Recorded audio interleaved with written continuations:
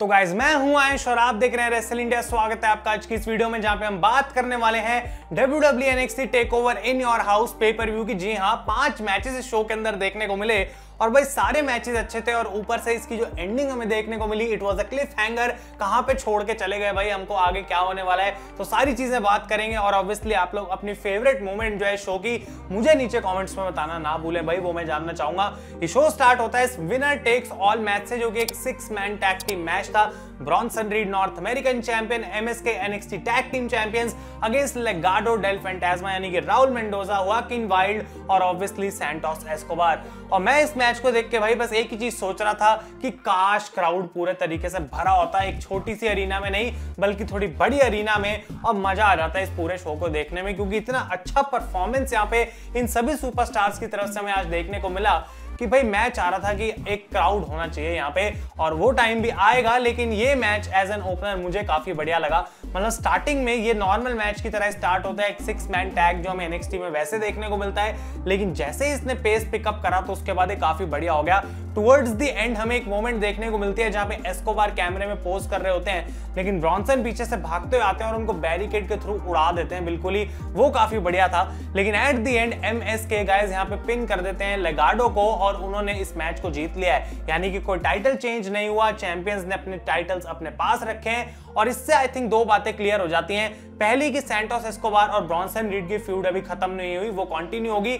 लेकिन tag team titles की जहां तक बात है, आई थिंक अब लेगाडो को मौका नहीं मिलेगा, उनको जो है MSK के लिए नए कंटेंडर्स देने पड़ेंगे। तो यहाँ पे ये 2 चीजें मेरे हिसाब से हो सकती हैं और एज एन ओपनर ये मैच गाइस मुझे काफी पसंद आया। अगला मैच जो हमें देखने को मिला गाइस वो था मर्सिडीज मार्टिनेज अगेंस्ट जाया ली। और इस मैच की मैं बात करूं तो एज सच कुछ खास था नहीं, ऑलमोस्ट पूरे मैच में जाया ली ने मोमेंटम बना रखा था। थोड़ा बहुत मर्सिडीज मार्टिनेज कमबैक करने की कोशिश करती हैं, लेकिन एट द एंड एक स्पिनिंग किक लगाती हैं जाया ली और इस मैच को वो जीत जाती हैं। मैच के बाद रिंग साइड पे बोआ खड़े होते हैं और जाया उनको कहते हैं कि मुझे एक स्टील चेयर दो, और वो अटैक करना चाहती है मार्टिनेज पे, लेकिन उनके ऊपर ये सारी चीज उल्टी पड़ जाती है क्योंकि मर्सिडीज मार्टिनेज ही अटैक कर देती हैं और बोआ और जाया ली को यहाँ पे बुरे तरीके से वो चेयर से मारती हैं। लेकिन उसके बाद यहाँ पे जो ग्रुप है टियानशा, इसकी मेन लीडर गाइज मे यिंग आ जाती हैं बाहर और वो कन्फ्रंट करती हैं यहाँ पे मर्सिडीज मार्टिनेज को और यहाँ पे उनको अटैक कर देती हैं। तो एट द एंड इस ग्रुप को अपर हैंड मिल गया और उनकी मेन जो मे यिंग बंदी है उनको बाहर आना पड़ गया। लेकिन यहाँ पे गाइस काइंड ऑफ अभी भी हमको पता नहीं लगा कि ये मे यिंग कौन है, इसका चेहरा कैसा दिखता है। और स्टोरी लाइन में आई थिंक जब आगे चीज प्रोग्रेस करेगी तो मर्सिडीज मार्टिनेज का मैच मेरे हिसाब से मे यिंग के साथ भी हो सकता है, अगर वो एक्चुअली में कोई रेसलर है जो कि लड़ भी सकता है। तो ये आइडेंटिटी रिवील जो है आई थिंक कुछ समय में NXT डेफिनेटली कर देगी और उसके बाद मैच उनका मर्सिडीज मार्टिनेज के साथ भी पॉसिबली हो सकता है। ये मैच आज उतना अच्छा नहीं था, लेकिन एक चीज बढ़िया देख के ये लगे कि भाई स्टोरी लाइन प्रोग्रेशन डेफिनेटली था। अगले मैच की हम बात करते हैं जो कि मैं काफी इंटरेस्टेड था देखने के लिए। एक लैडर मैच था for the $1 million championship between Cameron Grimes and LA night. और मैं कहूंगा कि भाई यहाँ पे मेरी एक्सपेक्टेशन थी कि कैमरन ग्राइम्स जीतेंगे, और जबकि ऐसा हुआ नहीं और LA नाइट इस मैच को जीत गए।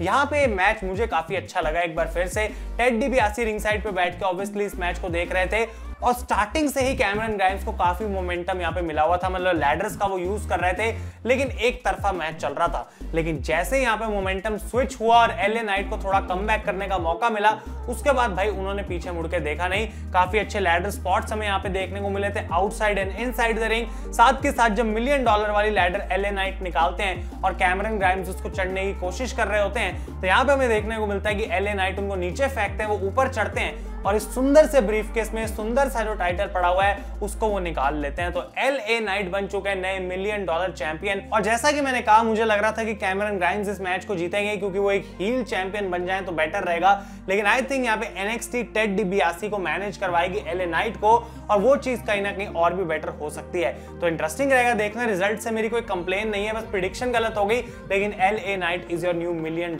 चैंपियन।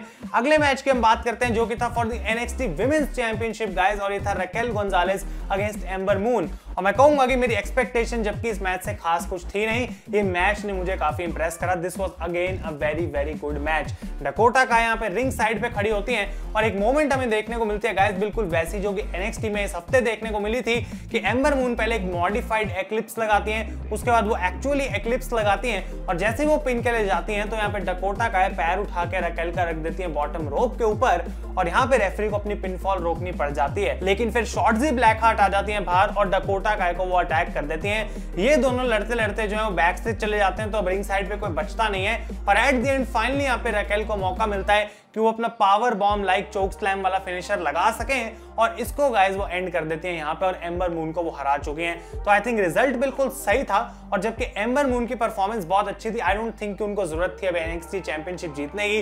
रकेल को और स्ट्रॉन्ग दिखाना जरूरी है और अब आई थिंक उनको आगे बढ़ना चाहिए अपने नए कंटेंडर की तरफ और एम्बर मून को उनको अब भूल जाना चाहिए। और इस शो में जो फाइनली हमें मेन इवेंट देखने को मिला वो था guys for the NXT championship, एक फेटल 5-वे मैच, एक कमाल का मैच जहां पे कैरियन क्रॉस अपना टाइटल डिफेंड कर रहे थे against Adam Cole, Kyle O'Reilly, Johnny Gargano और पीट डन। और मैं यही बात कहना चाहता हूं कि जब ऐसे एक फेटल 5-वे मैच को बुक किया जाता है तो भाई इतना आसान नहीं होता, क्योंकि 5 बंदे हैं और सभी को तुम्हें अच्छी मोमेंट्स भी देनी है। तो मैच डेफिनेटली काफी लंबा तो चलता है, लेकिन इसको बुक करना उतना इजी नहीं होता। इस मैच में हमें देखने को मिला कि किसी सुपरस्टार की बाकी सभी सुपरस्टार के साथ कोई ना कोई बढ़िया मोमेंट थी, तो वो एक पॉजिटिव था मैच से। लेकिन जो सबसे बड़ा पॉजिटिव मुझे लगा वो ये था कि हर एक पॉइंट पे कोई ना कोई रेसलर कैरियन क्रॉस के अगेंस्ट लड़ रहा था 1-on-1 और ऐसा लग रहा था कि वो क्लोज जाने वाला है इस मैच को जीतने के लिए। तो कैरियन क्रॉस को डेफिनेटली सारे के सारे चैलेंजेस यहाँ पे झेलने पड़े, उनको काफी मुश्किल हुई इस चीज के लिए और उनको रिंग साइड पे उठा के फेंक दिया जाता है बाहर, काफी टाइम के लिए वहां रहते हैं। लेकिन जब फाइनली वो वहां से उठ के वापस आते हैं तो फिर भाई उनको कोई नहीं रोक पाया। मतलब सारे लोग तब तक आपस में लड़ रहे थे, बढ़िया मैच दे रहे थे, लेकिन कैरियन क्रॉस जब वापस आए तो उन्होंने भाई मैच एक तरफा कर दिया, सबको वैसे ही मारा और एट द एंड हमें देखने को मिलता है कि काइल ओराइली अपनी लॉक में एडम कोल को लेके बैठे होते हैं। ऐसा लगता है कि शायद वो उस मैच को जीत सकते हैं, लेकिन पीछे से कैरियन क्रॉस आते हैं और एक क्रॉस जैकेट लॉक लगा देते हैं यहाँ पे काइल ओराइली के ऊपर, उनको पास आउट करा देते हैं गाइस और उन्होंने अपना टाइटल यहाँ पे रिटेन कर लिया है। तो एक सही डिसीजन, मेरी प्रेडिक्शन सही हुई यहाँ पे कि कैरियन क्रॉस को यहाँ पे टाइटल रिटेन कर लेना चाहिए था। एक काफी अच्छा मैच, डेफिनेटली इसके जो आखिरी के 10 मिनट थे वो तो बहुत ही ज्यादा बढ़िया थे और यहाँ पे अगर क्राउड होता तो बिल्कुल और भी 4 चांद लग जाते। लेकिन गाइस शो का एंड यहाँ पे हुआ नहीं, क्योंकि इसके बाद बैक स्टेज हम जाते हैं और वहां पे मैकेंजी विलियम रीगल की इंटरव्यू लेती हैं और उनसे पूछते हैं आपके थॉट्स क्या हैं इस पेपर व्यू के बारे में।